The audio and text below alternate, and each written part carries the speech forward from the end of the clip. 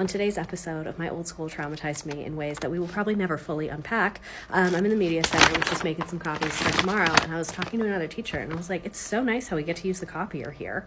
And she looked at me like I was crazy. She was like, what do you mean we get to use the copier? And I was like, oh, at my old school, we were not allowed to touch the copier. You had to submit your copies to the office, and it had to be more than 2 days in advance, and you had to provide the paper. But sometimes your copies would get rejected if you were like doing too much or it had too much ink, but they wouldn't tell you it was rejected. So you would just show up and it wouldn't be there.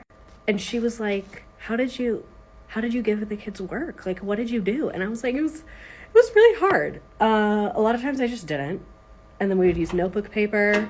That's why I started using Google Classroom originally.